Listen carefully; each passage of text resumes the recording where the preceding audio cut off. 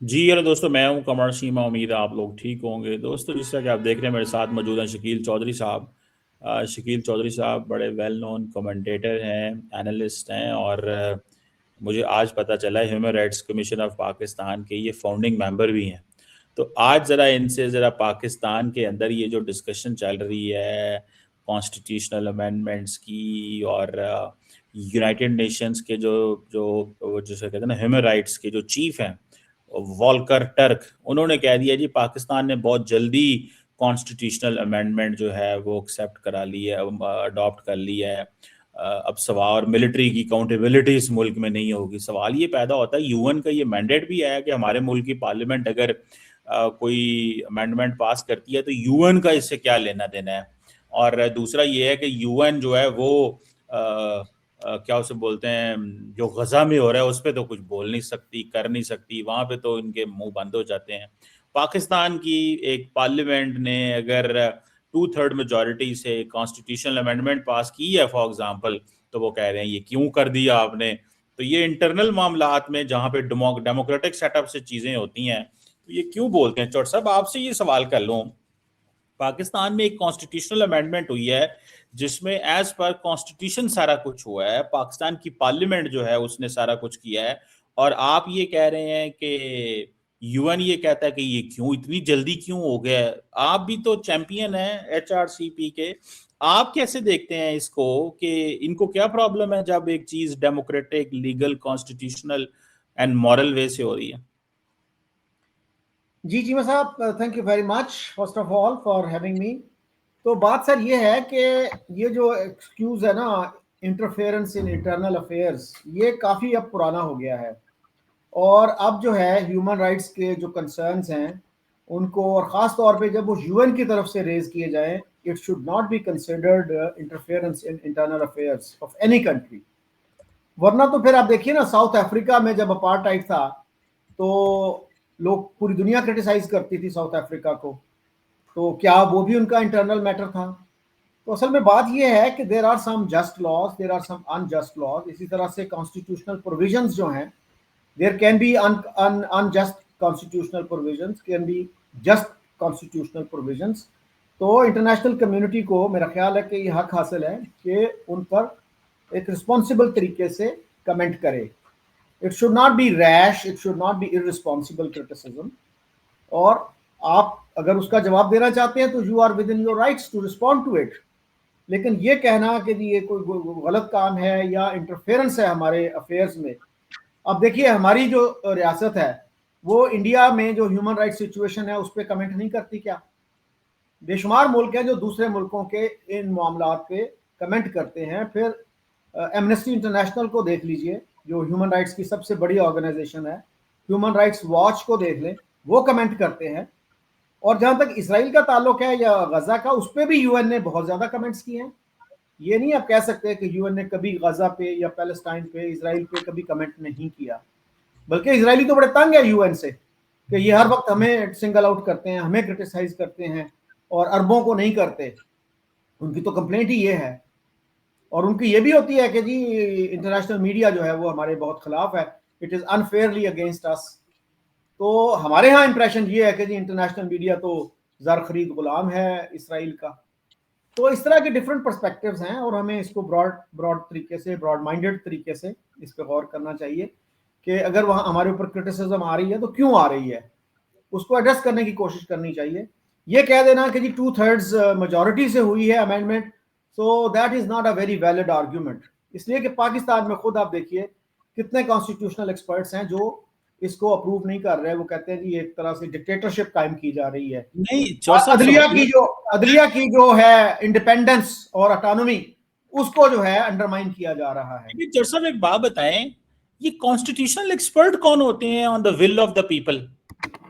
The will of the people will prevail, or these so-called drawing room based constitutional expert will dictate and tell us कि क्या करना और क्या नहीं करना?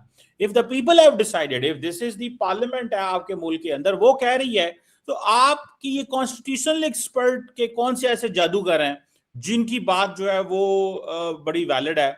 और दूसरा, इंडिया के हवाले से बात आपने की है, एचआरसीपी, ह्यूमन राइट्स वॉच और एमनेस्टी, द क्वेश्चन इज कि आप एक मुल्क के अंदर एक इंटरनल जो डेमोक्रेटिक एक्सरसाइज है उसको ही आप रद्द कर दें, तो मतलब आपकी जो मर्जी बात कर दें। मतलब अमेरिका ने तो कोई नहीं की, बरतानिया ने तो कोई नहीं कहा हमें।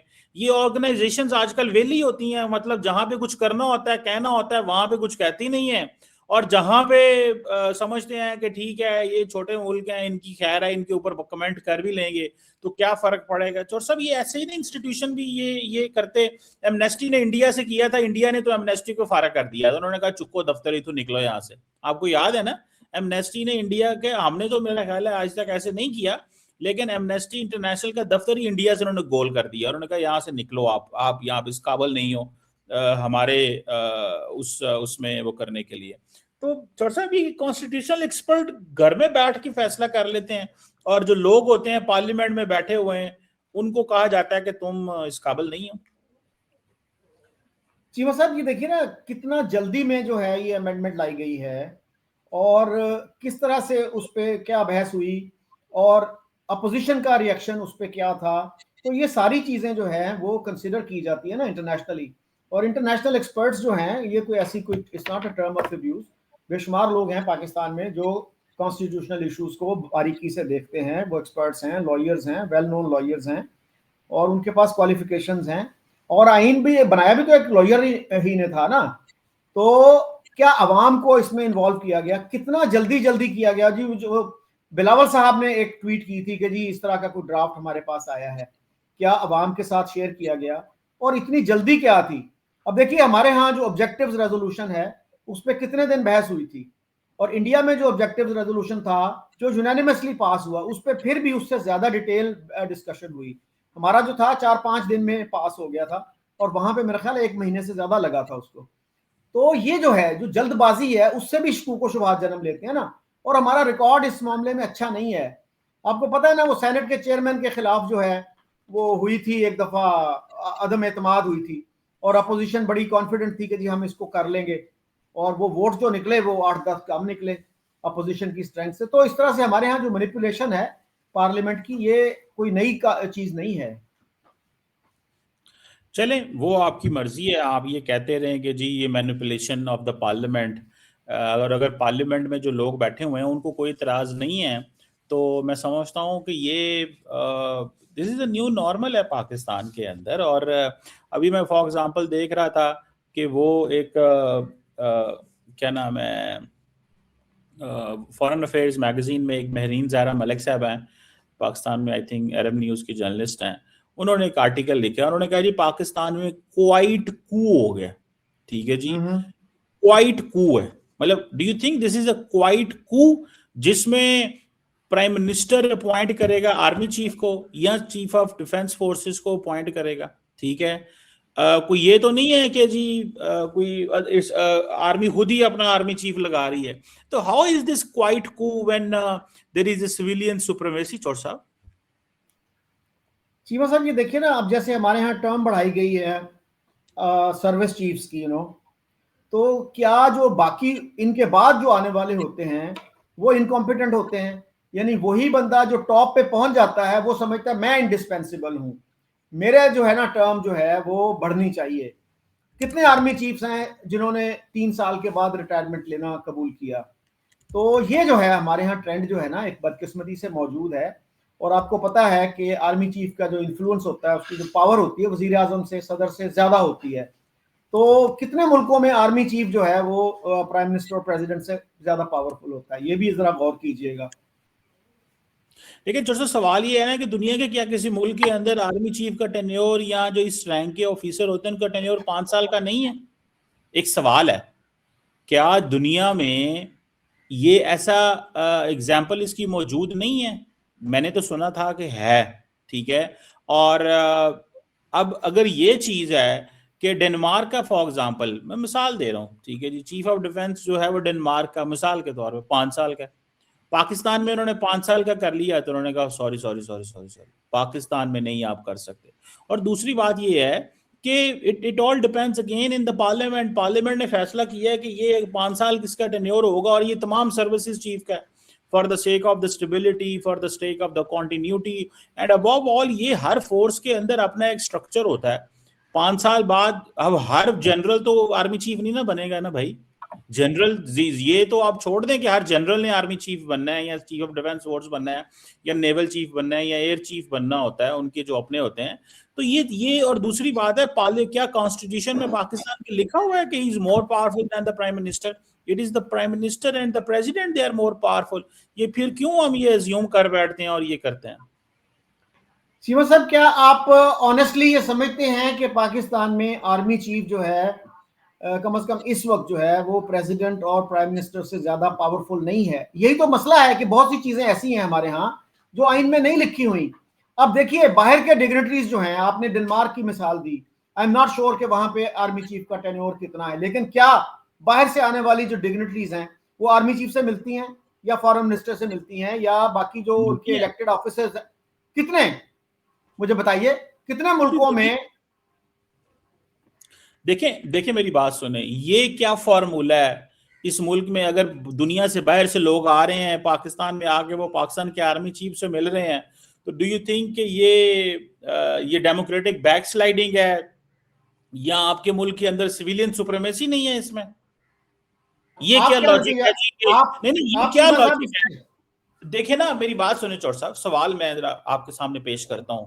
आपका मुल्क जो है वो सिक्योरिटी मैटर्स में देखें अफगानिस्तान में इंगेज्ड है, ठीक है जी।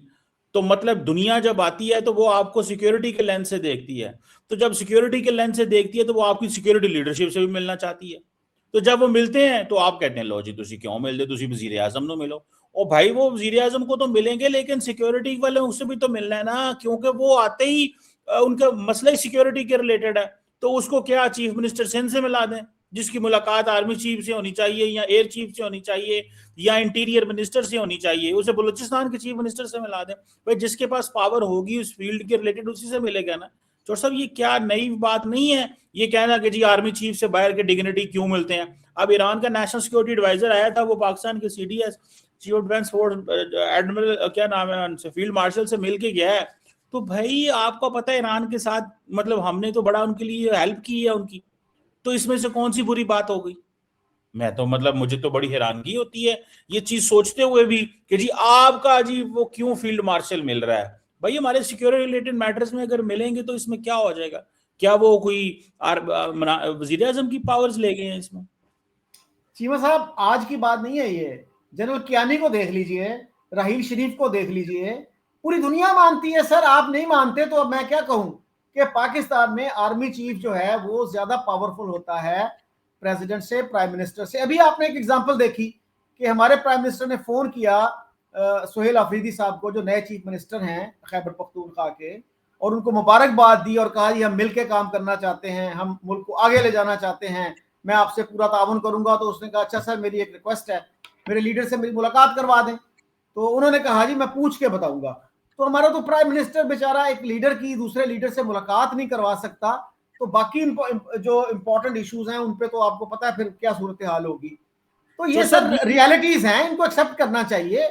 why do you want to live in denial, sir?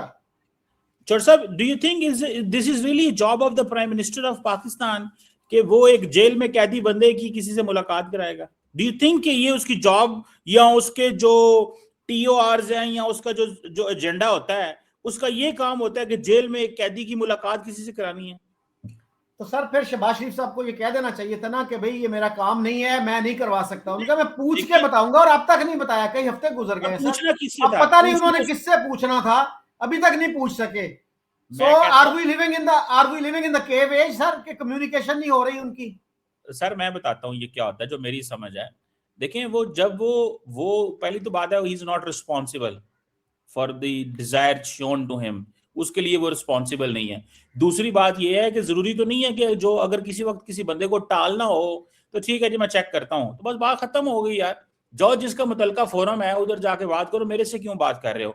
ये तो उस ओहदे की भी इंसल्ट है कि वजीर आजम को कहो मेरी कैदियों से मुलाकात कराओ। मैं तो समझता हूँ कि वजीर आजम ने तो एक अंदाज से उनको एक स्नब किया है इन अ स्लाइटली वे, और कहा यार जाओ जिधर से ये काम होता है उधर से जा करो, मेरे पास ना करो। तो वो एक पहले दिन जब मुबारक का फोन दिया हो करना हो तो उसमें अगर ये उन्होंने साइड पे स्नब कर दिया तो इसमें कोई बहुत बड़ी बात नहीं है, आप इसको सिविल मिलिट्री इशू बना लेंगे।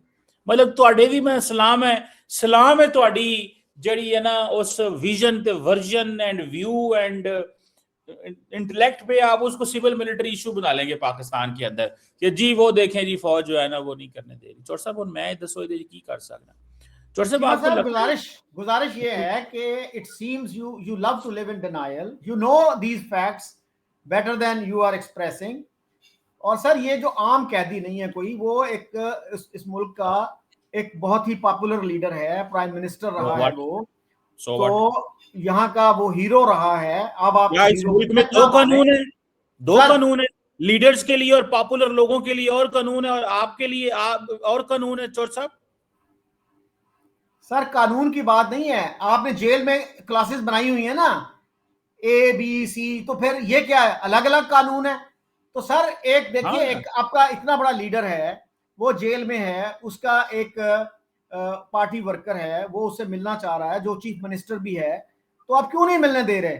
और जबकि हाई कोर्ट ने कहा भी है कि जी मिलने दिया जाए, तो हाई कोर्ट के ऑर्डर्स की कोई अहमियत नहीं है और एक आर्बिट्ररी तरीके से उनको मना किया जा रहा है। और मुझे समझ नहीं आ रही कि आप क्या इसमें से क्या निकालना चाहते हैं। I think you know the facts better अच्छा than चोर you साहब are ये बताइए, willing to acknowledge. do you buy this theory that there is a quite coup in Pakistan? It seems yes, ये सारी इंडिकेशन उसी की तो हैं, और क्या है ये? जबान खल्क को नकारा खुदा समझो, ये मुहावरा सुना होगा आपने। तो ये आप समझते हैं कि मुल्क में पाकिस्तान में कू हो गया? यही तो आपने खुद भी कोट किया ना उन खातून को जिन्होंने लिखा है। नहीं तो वो तो क्वाइट इसका कू कह मतलब रही है कि it is a wide spread feeling, many people feel that way. चले आप उस पे अगर ये कहते हैं चौर साहब के ये हालात हैं, और चौर साहब ये जो अभी बातें चल रही हैं कि जी चीफ ऑफ डिफेंस फोर्सेस का नोटिफिकेशन होना चाहिए, डेडलाइन गुजर गई है, लोग पाकिस्तान में बातें कर रहे हैं, डू यू थिंक कि जब पाकिस्तान में कॉन्स्टिट्यूशनल अमेंडमेंट पास हो गई है, डू यू थिंक कि ये नोटिफिकेशन और ये चीज़ें ज़रूरी हैं, या कि ये अपोजिशन पाकिस्तान के अंदर और जो ये थोड़ा सा माहौल को गरमा रहे हैं, कुछ इस तरह कर रहे हैं? सर मैं तो कॉन्स्टिट्यूशनल एक्सपर्ट नहीं हूं, तो लेकिन हमारे यहाँ इतनी कॉन्स्टिट्यूशनल नाइसिटीज की वैसे जरूरत नहीं होती कि जिसके पास ताकत है, जिसकी लाठी उसकी भैंस, वो वाला कानून हमारे यहाँ तो चलता है। तो नोटिफिकेशन हो या ना हो, it does not really make any difference in practical terms. चलें चोर साहब आपकी मर्जी है, जो आप ये नहीं कह रहे कि जी ये कोई फ़र्क नहीं पड़ता या इस तरह की चीज़ें ये हैं, लेकिन मैं ज़ाती तौर पे ये समझता हूँ कि पाकिस्तान के अंदर हम चीज़ें हमें ड्रैग कर रहे हैं, और अगर मुल्क के अंदर डेमोक्रेटिक सेटअप मौजूद है, इसके बावजूद हम उसके ऊपर ट्रस्ट नहीं कर रहे, और जो सेटअप जो जो पावर हैं वो कंप्लेन कोई नहीं करते, और बाहर वाले बैठ के कह रहे हैं कि जी ये ठीक नहीं है सेटअप, ये सेटअप भी ठीक नहीं है।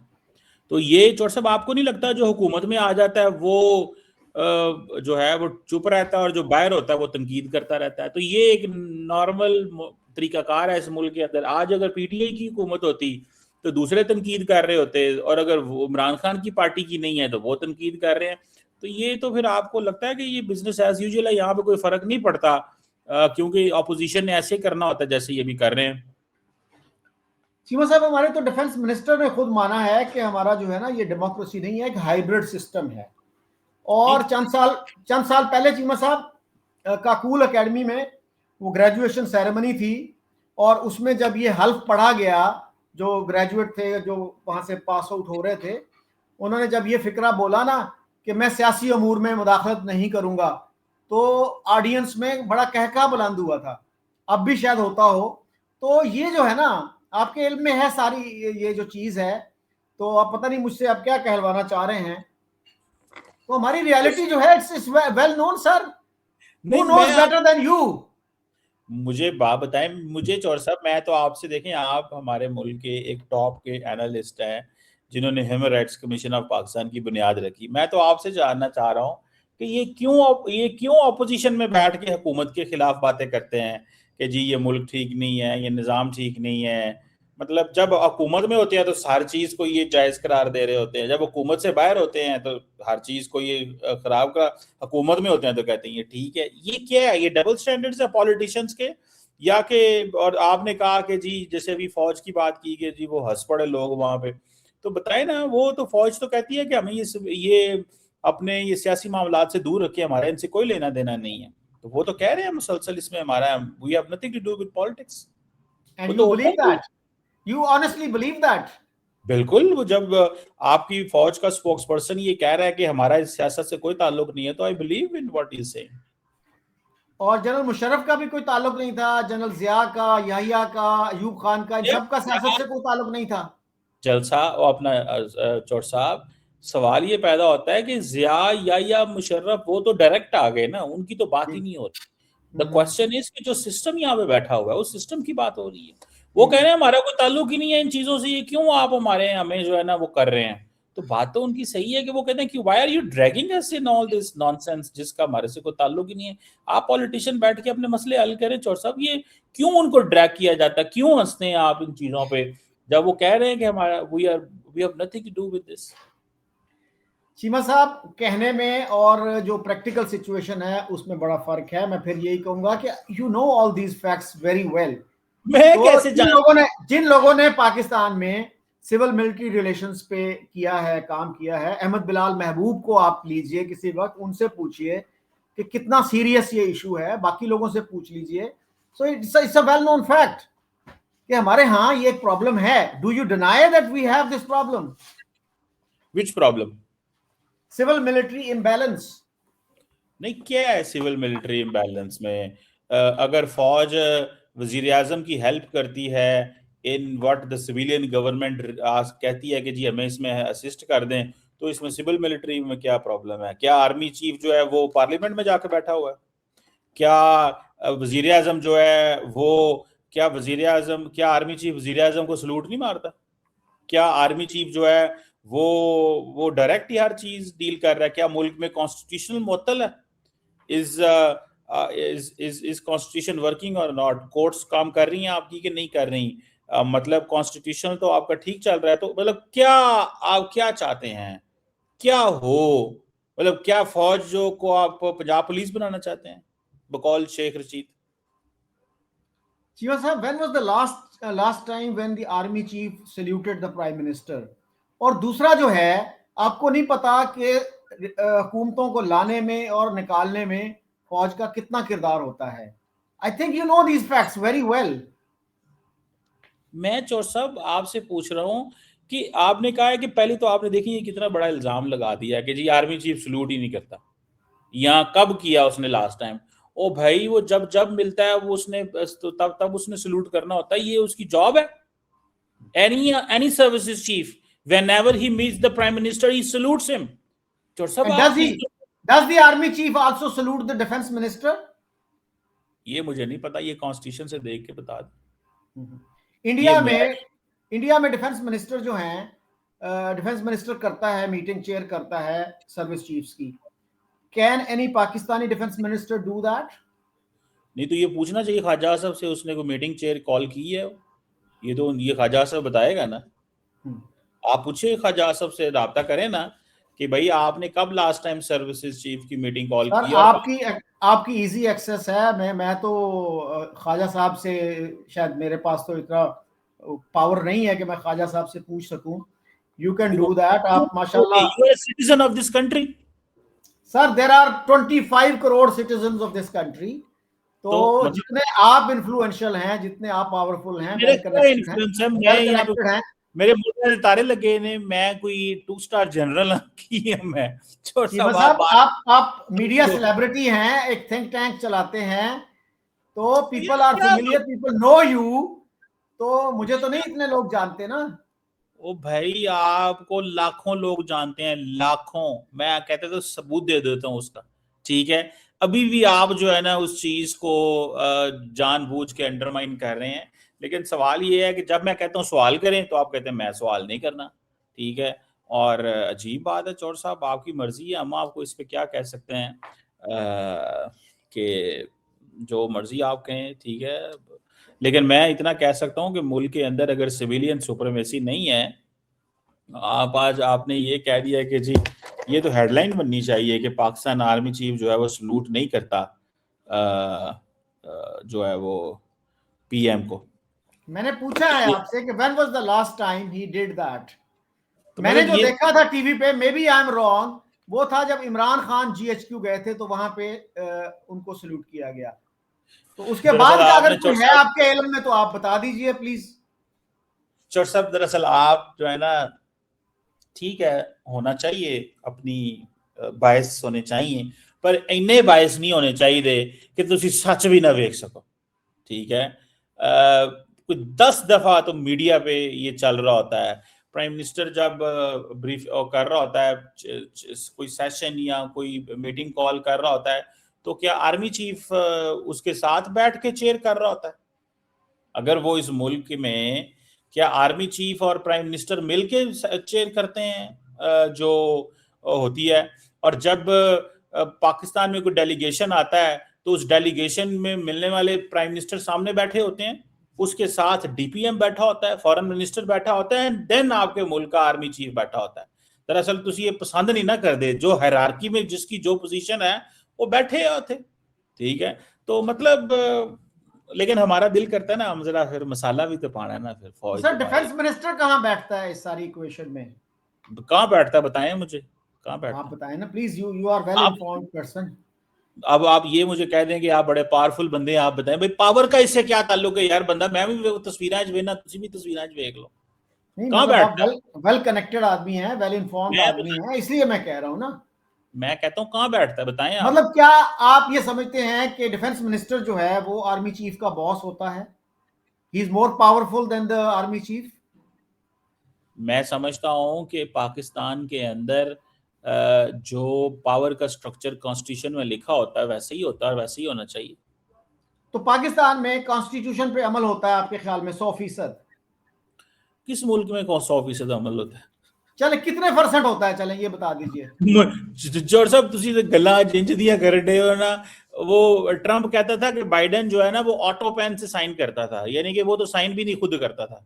ठीक है, जी जी। और वो अमेरिका जैसे मुल्क में वो कह रहे हैं कि जी वो जाने से पहले अपने आप को माफ करवा के गए थे, क्योंकि उनको पता था कि हमारे साथ पता नहीं बाद में क्या हो सकता है। तो ये दुनिया में चलता है यार, ये क्या हो गया?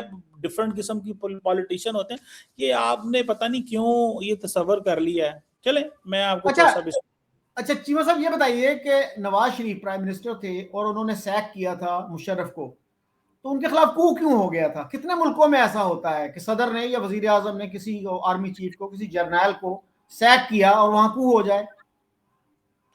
देखें, पहली बात तो ये है कि पूरी दुनिया के अंदर इस तरह की चीज़ें हो जाती हैं। हमारे यहाँ भी डेवलपिंग डेमोक्रेसी है, मसले मसाइल रहे हैं, तो ये चीज़ें हो जाती हैं, एडवेंचर हो जाता होता है। जैसे हमारे मुल्क में लीगल एडवेंचरिज्म हो गई थी, आपने देखा होगा। उसको क्या नाम था, इफ्तिखार चौधरी को कराया जो है, तो वो उल्टा सानू ही पै गया। वो पूरे मुल्क वो कभी ए वजीर आजम चौक के बाहर मार, कभी ये कर वो कर, तो ये चीज़ें हो जाती होती हैं, ये मुल्कों में हो जाती हैं। चौर साहब आप इस पे अगर सिर्फ 1 2 4 6 एग्जाम्पल्स लेके कहें जी मुल्क के अंदर चीज़ें ठीक नहीं है, मैं समझता हूँ कि इस वक्त बिल्कुल ठीक है। आप जो है ना इतना परेशान ना हुआ करें, मुझे आपकी सेहत की फिक्र रहती है, यकीन करके माने, क्योंकि जितना आप सोचते हैं मुल्की निज़ाम के बारे में, यहाँ पे चीज़ों के बारे में, आपकी सेहत ना अंडरमाइन हो जाए कहीं पे, क्योंकि ये दैट्स समथिंग वेरी सिग्निफिकेंट, यकीन करके माने। आप बहुत ज़्यादा सोचते हैं आपके, तो जो है ना ये इतना इतना ना सोचे कि जो है ना वो हमें पता चले कि चौर साहब जो है ना वो उनकी तबीयत जो है नासाज हो गई है, या वो वतन की मोहब्बत जो है वो उनको खाई जा रही है। तो ये थोड़ा सा जो है ना ये इन लम्हा ना सोचा करो चौर साहब। Thank you thank you very very much. Much for your concern sir. नहीं नहीं, मेरा तो चौर साहब आपकी सेहत के हवाले से मेरा हमेशा रहता है। आप देखिए इस मुल्क का सासा हैं आप, तो जो है ना हमें तो फिक्र रहती है, आपको बेशक जिस तरह की बातें कर रहे हैं कोई फिक्र नहीं आपको लेकिन हमें तो आपकी फिक्र है। ये क्या, is that a threat sir? नहीं नहीं, मैंने ऐसी कोई बात नहीं की। छोड़ ये सरकार, ये वेल्ड थ्रेट है। नहीं नहीं नहीं यार, मैं चौधरी साहब मैं तो कह रहा हूँ जिस तरह की आप बातें कर रहे हैं, आपको अपनी सेहत की फिक्र नहीं है। मैंने आपकी जान की फिक्र की बात नहीं की, सेहत की अच्छा, फिक्र की बात की है। आप क्यों जो है वो इन चीजों में जो है ना ये I don't need to worry about these things because I have got friends like yourself. नहीं चौधरी साहब, ये you are entering into the uncharted waters, ये मेरे मेरे मेरे कंट्रोल में नहीं है यहाँ पे। सॉरी, मैं आपको यहाँ पे कोई किसी किस्म का जो है ना फेवर नहीं दे सकता, क्योंकि ये इधर हमारे भी पल पर जलते हैं, तो लिहाजा आप अपना अपने और दूसरा ये है कि आप गलती एक दो दफा होती है, तो तुसी हैबिचुअल जो है ना वो गलती करना ले हो, तो लिहाजा और जो फिर है ना और फिर भी आप ये कह रहे हैं कि पाकिस्तान में आइन पे अमल होता है। नहीं नहीं, तो मैंने कहा इसमें मैंने कौन सा कहा है कि आइन खराब हो रहा है या आइन टूट रहा है, मेरी किन बातों से आप कह सके। चौर साहब आप देखिए, एक तो प्रॉब्लम ये है कि आप एज्यूम कर लेते हैं घर बैठे हुए। आप देखिए जितनी तनकीद करते हैं, आप अपने घर पे टाई लगा के बैठ के गप मारे, कौन आपको कौन छेड़ता आगे? किसी ने छेड़ा कभी? You are living in Islamabad, Pak nation's capital, ठीक है। आप और आपको बताएं किसी ने छेड़ा कभी आगे? नहीं, बट ठीक है यार, चोरी शकील तनकीद कर रहे हैं, जो मर्जी करो। देखिए आप कह रहे हैं ना, तो किसने आपको कुछ कहा है? किसी ने भी नहीं। तो जैसे एनी सर तो इंडिया में सर तनकीद करती है अरुणधति राय है और बेशुमार लोग हैं, रविश कुमार उनका हैं। असर तो देखें क्या होता है। अरुंधति राय को क्या कहते हैं वो? क्या कहते हैं? क्या कहते हैं आप जरा? अरुंधति राय, और वो क्या नाम है उस लड़की का, वो जो एक और भी है यार, वो मैं उससे मिला था एक दफा शिकागो में। मैं चौर साहब, वो एक इंडिया की जर्नलिस्ट है, मुझे उसका नाम भूल गया। वो बड़ी तनकीद करती है बीजेपी पे। वो मुझे शिकागो में मैं एक स्टोर पे मुझे मिल गई। क्या वो किडनैप हो गई थी? टॉर्चर हुआ उस पे? क्या हुआ? नहीं नहीं, कुछ भी नहीं हुआ उसके क्या? साथ। बस उसको बस वो थोड़ा सा फिर वो करते हैं ना वहां पे जो है, उसके ऊपर कोई FIRs वगैरह की थी, वो बाय ट्रैवल नहीं कर सकती थी। उसने कोई UN के किसी जाना था तो उसको रोक लिया गया था। मुझे उसका पता नहीं क्यों नाम वो मेरे जेहन में भूल रहा है। अच्छा, वो मुझे मिल गई शिकागो में। अच्छा, तो बड़ी अच्छी वो सेलिब्रिटी है इंडिया के अंदर, बड़ी वो तनकीद शनकीद करती है, तो मैं भी इज शी अ शिकागो में। मुस्लिम? इज शी अ मुस्लिम? ख्याल यस, मुसलमान ही है। तो मैं वो पता नहीं कौन सा मेसीज जो स्टोर है वो शिकागो में, वहां पे कुछ शॉपिंग कर रहा था, तो वो भी वहीं पे जो है ना घूम फिर रही थी। तो वो भी कुछ, मैंने कहा जी मैं आपका बड़ा फैन हूँ जी। तो वो मैंने उनसे तस्वीर बनवा ली, मैंने वो अपने फेसबुक पे या ट्विटर ट्विटर पे लगा दी। लोगों ने कहा दिया, लो जी ISI पहुंच गई उधर वो शिकागो, और उसने इसको खरीद लिया है। और मैं उसका नाम यार ढूंढ लूं, आई विश कि उसने कहा जी ISI शिकागो पहुंच चुकी है, मुझे ISI बना देते हैं। और साहब ठीक है, जैसे आप बार बार इशारे आप भी करते हैं हल्के फुल्के, ठीक है जी। तो उन्होंने कहा जी कि ISI शिकागो पहुंच गई है, उन्होंने इस लड़की को जो है वो कर लिया है। मैं जो सब बता रहा हूँ, राना अयूब, जी, आई नो ठीक है। Of her, yes. या हाँ, ये वो एक पिक्चर है उनके साथ, बड़ी जबरदस्त जर्नलिस्ट है। तो मैं ये डाउनटाउन शिकागो में वो मेसीज मॉल में था, तो ये भी शॉपिंग कर रही थी, मैं भी कर रहा था। तो मैंने तस्वीर खिंचवा ली और उन्होंने कहा जी ISI शिकागो पहुंच गई और ISI ने इसको खरीद लिया है, इसको शॉपिंग करा रहे हैं, इसको पता नहीं क्या करा रहे ओके, हैं। तो क्या जो क्या लेके दिया था आपने उनको? मैं की लैके दे रहा, मेरे को तो अपने को पैसे नहीं सी, मैं तो विंडो शॉपिंग कर रहा सी चोर साहब होते। अच्छा। मैं तो जरा, मैं क्या जरा बड़े शहर आए हैं, जरा शिकागो आए हैं, जरा सी भी दुकाना दुकाना फेर फुर लगी। तो ये इतनी सी बात है। वो बेचारी दी सख्ती आ गई होते इंडिया च, हालांकि वो तो मुझे जानती भी नहीं है। मैं ही वो जिसे कहते हैं फैन मोमेंट जो होता है, क्या मैं ही उसका फैन था चोर साहब, जिस तरह मैं आपका फैन हूँ। तो ये तो होता थैंक यू ही है वेरी दुनिया। मच। चीमा साहब, बात यह है ना कि जो इंटेलेक्चुअल फ्रीडम है वो मुल्क के लिए कभी खतरनाक नहीं होती, कभी डेंजरस नहीं होती। अगर आप इंटेलेक्चुअल फ्रीडम, बात करने की आज़ादी देंगे तो मुल्क की बेहतरी होती है।